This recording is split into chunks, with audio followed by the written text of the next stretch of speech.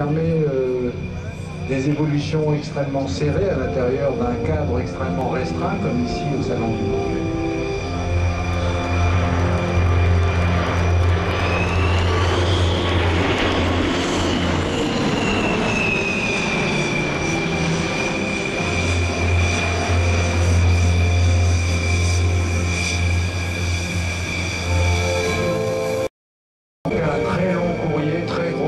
Le plus grand avion commercial du monde, et encore cette version est la version courte puisqu'il est prévu ultérieurement de rallonger légèrement le fuselage pour arriver à, on va dire, la version optimale de l'avion.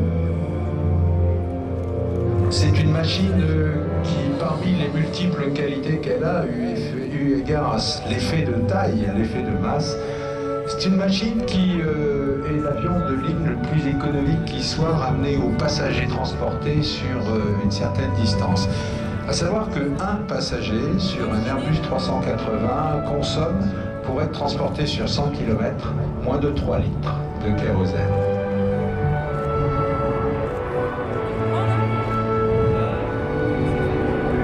Ce grand et vaste avion est pourtant, à cause de son système de commande de vol, à cause de son aérodynamique, il est pour parcourir le monde en trois escales, en 2 escales finalement, en 3 étapes, on fait le tour du monde, mais qui ne peut plus que moi.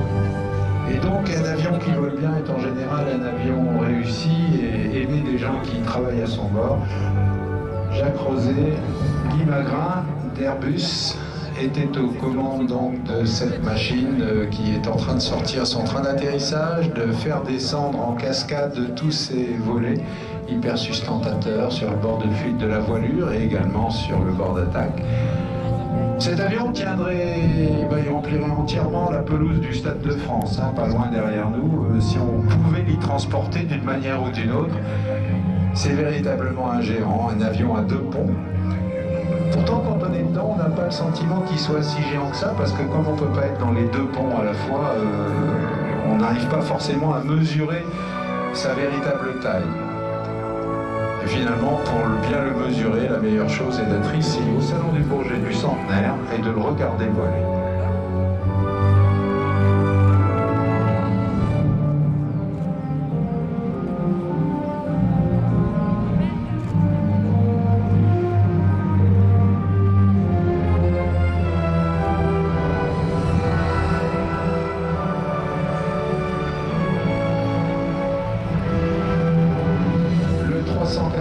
Qui court au ras de la piste, qui se pose, il est monte arrière, il s'allonge.